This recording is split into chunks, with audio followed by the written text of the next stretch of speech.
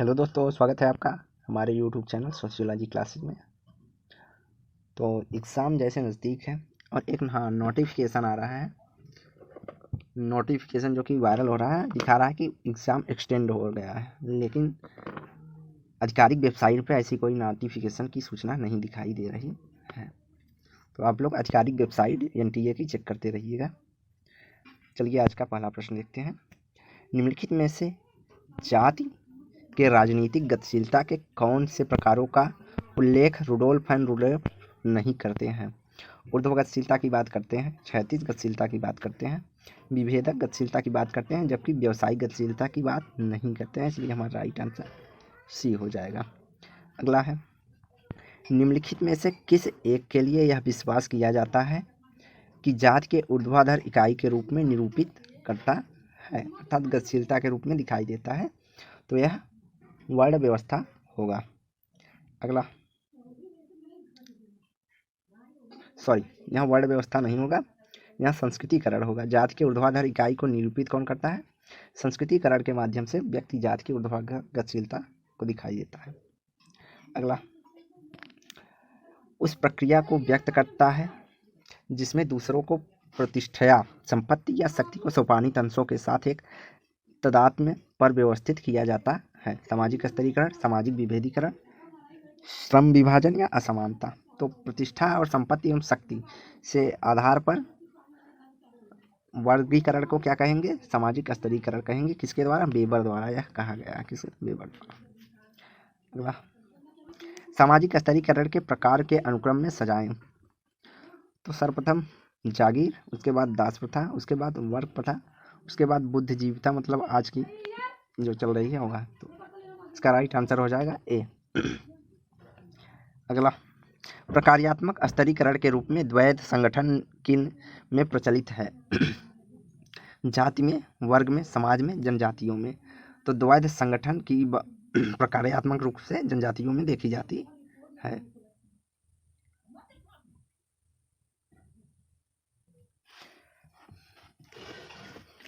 तो अगला प्रश्न है, मैक्स वेबर ने जाति के ये लक्षण बताए हैं, अर्थात निम्न में से कौन से मैक्स वेबर की जाति के लक्षण में सम्मिलित होगा?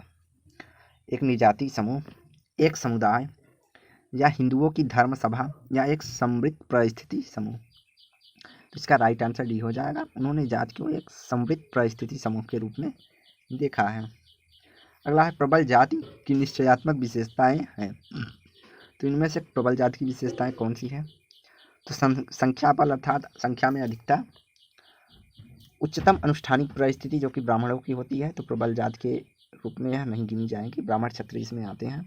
लेकिन यहाँ प्रबल जाति में व्यक्ति किसी निश्चित विशेष स्थान पे जो जातियाँ अधिक पाई जाती हैं उन्हीं को M.N. श्रीनिवास ने प्रबल जाति बताया है। तो इसमें आर्थिक परिस्थिति हो जाएगी, राजनीतिक परिस्थिति हो जाएगी। तो इसका राइट आंसर हो जाएगा 1, 3 और 4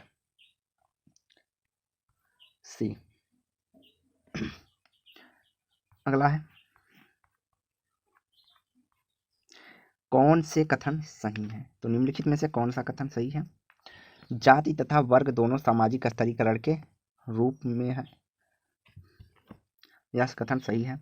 जाति आरोपण पर आधारित होती है, अर्थात आरोपित होती है, जबकि वर्ग उपलब्धि पर आधारित होगी। यह कथन सही है। वर्ग अनेक होती हैं पर जातियां केवल 4 है। यह कथन हमारा गलत है, क्योंकि जातियां अनेक हैं, वर्ग केवल 4 है। और वर्ग से यहाँ केवल वर्ण व्यवस्था से लिया जा रहा है। जाति एवं वर्ग दोनों ही व्यक्ति की परिस्थिति का निर्धारण करती हैं। तो यह भी कथन सही है। तो राइट आंसर कौन सा हो जाएगा हमारा? सी, 1, 2 और 4। अगला, सामाजिक स्तरीकरण के लक्षण है। समाजों के विभाजन, समाजों के अंदर विभेदीकरण, पद सोपान, या व्यक्तियों के मध्य असमानता। तो इसमें सामाजिक स्तरीकरण के लिए समाजों का विभाजन होगा, समाजों के अंतर्गत जो समूह होंगे उनके अंतर्गत विभाजन होगा, और पदों के अनुसार विभाजन होगा। यह तीनों सही है, जबकि व्यक्तियों के मध्य असमानता की कोई चर्चा नहीं की गई है। तो इसका राइट आंसर हमारा ए हो जाएगा। यहाँ समूहों की असमानता की बात होती है। तो सामाजिक स्तरीकरण समूह के आधार पर होता है, व्यक्ति के आधार पर नहीं, बल्कि व्यक्ति उसका एक तथ्य होता है जो किसी एक समूह में आता है। अगला, वर्ण व्यवस्था के संबंध में सही नहीं है। एक वर्ग व्यवस्था को एक बंद व्यवस्था माना जा सकता है। तो यह कथन पूछा है कौन सा सही नहीं है, तो एक यह सही नहीं है। अगला है, एक वर्ग व्यवस्था को मुक्त व्यवस्था माना गया है। तो वर्ग व्यवस्था मुक्त व्यवस्था होती है, अतः यह कथन सत्य है, इसलिए यह सही नहीं होगा यहाँ पे। और अगला है, एक वर्ग व्यवसाय में व्यक्ति सामाजिक स्तरीकरण में ऊपर नीचे नहीं जा सकता है, यह भी कथन सही नहीं है, इसलिए यह भी सही हो जाएगा। तो इसका राइट आंसर हो जाएगा 1 और 3। वर्ग में व्यक्ति सामाजिक स्तरीकरण के माध्यम से ऊपर और नीचे जा सकता है, और यह एक मुक्त व्यवस्था होती है मुक्त व्यवस्था होती है। तो यहाँ पर बंद व्यवस्था नहीं होती है और ऊपर नीचे गतिशीलता नहीं पाई जाती है, दोनों कथन असत्य हैं, इसलिए हमारा राइट आंसर 1 और 3 हो जाएगा।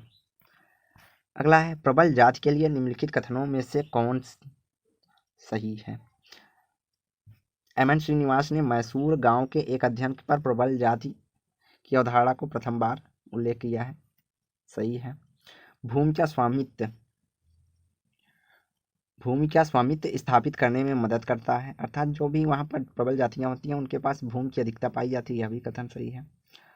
अगला है, प्रबल जाति एक क्षेत्र विशेष में सदैव अनुष्ठानिक परिस्थिति प्राप्त करता है।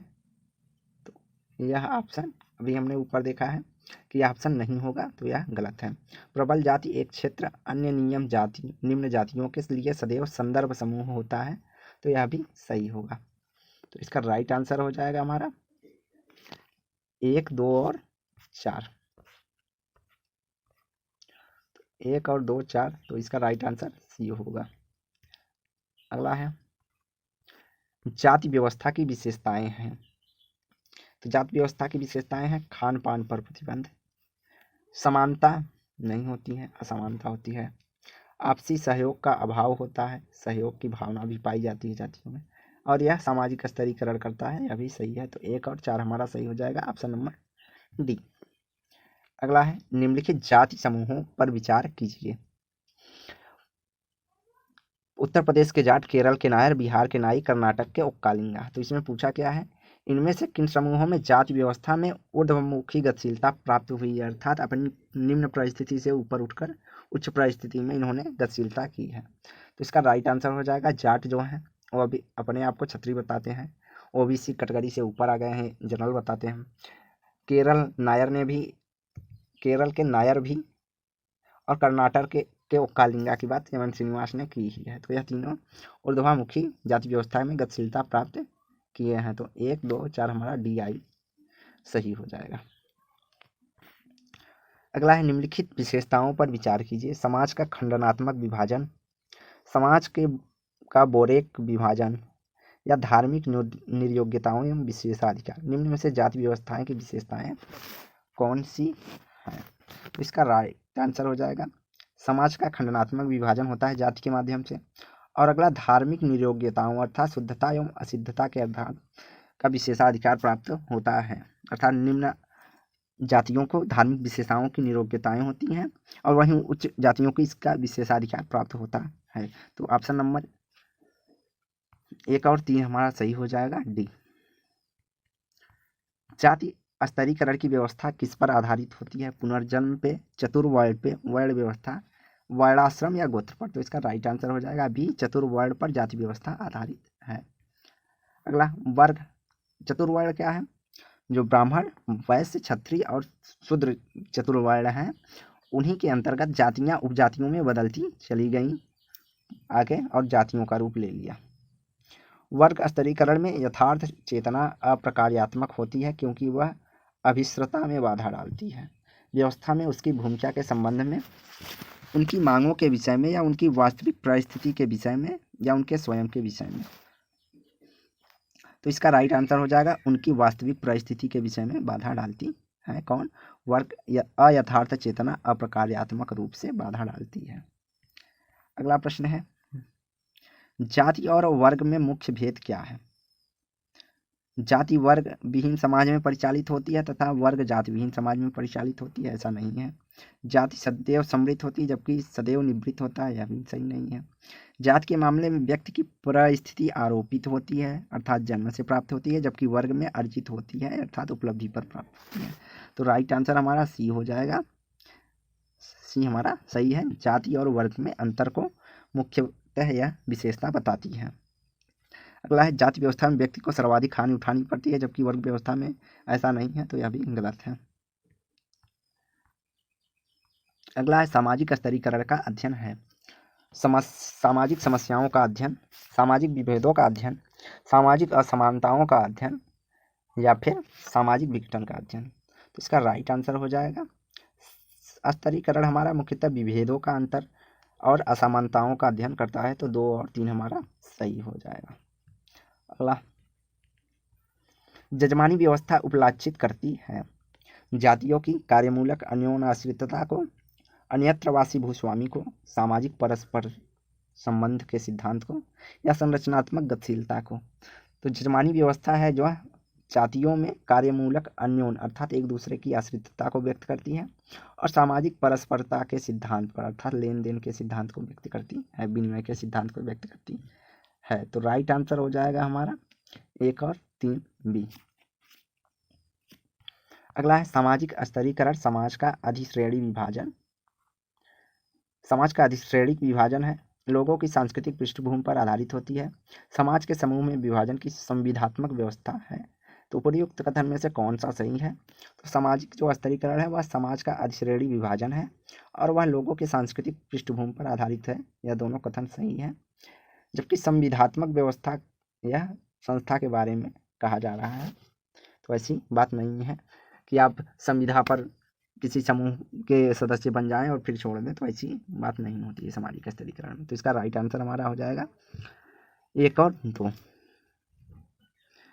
अगला प्रश्न है, द्विज कौन है? तो द्विज कौन होता है? ब्राह्मण, क्षत्रिय, वैश्य यहाँ पे द्विज कहे जाएंगे। तो 1 और 2, 3 हमारा सही है। तो संस्कृति की परिभाषा में यह भी उन्होंने अमरेंद्र श्रीनिवास ने बताया कि जब निम्न जातियाँ किसी द्विज जाति की जीवन शैली को अपनाती हैं तो उसे संस्कृतिकरण कहती हैं। तो द्विज जाति के अंतर्गत कौन कौन शामिल हो जाएगा? ब्राह्मण, क्षत्रिय, वैश्य। अगला है, एक परिवार में दादा ग्रामीण कृषक हैं, पिता शहरी शिक्षित व्यवसायी है, बेटा बहुराष्ट्रीय औद्योगिक इकाई में अभियंता है। यह दिखाता है सांस्कृतिक गतिशीलता की अंतः पीढ़ी गतिशीलता, क्षैतिज गतिशीलता या अंतरा पीढ़ी गतिशीलता। तो राइट आंसर डी हो जाएगा, अंतर पीढ़ी अर्थात कई पीढ़ियों के अंतर की गतिशीलता इनमें देखी जा रही है। अगला है, शक्ति प्राप्ति के स्रोत हैं अर्थात शक्ति किससे मिलता है? तो शक्ति क्षमता व कुशलता से मिलता है। राजनीतिक प्रतिष्ठता से शक्ति की प्राप्ति होती है और संपत्ति से प्राप्ति होती है। तो राइट आंसर हो जाएगा 1, 2, 4। तो उच्च परिस्थिति होती तो यह सही होता, लेकिन उच्च परिस्थिति समूह में विवाह से शक्ति प्राप्ति होती है, यह आवश्यक नहीं है। तो इसका सही आंसर है क्षमता, कुशलता, राजनीतिक प्रतिष्ठा, संपत्ति, सी। अगला प्रश्न है, निम्नलिखित में से कौन सा कथन सही है? जागीर प्रथा भारतीय सामंतवादी समाज में विद्यमान थी, जागीर प्रथा सामंती यूरोप की उपज थी, या जागीर और वर्ग व्यवस्था समान है, जागीर और जाति व्यवस्था समान है। तो जो जागीर प्रथा है वह मुख्यतः सामंतीवादी यूरोप की उपज थी। भारत में भी पाया जाता था, लेकिन यह मुख्यतः इसकी उत्पत्ति कहाँ हुई थी? सामंतवादी यूरोप में।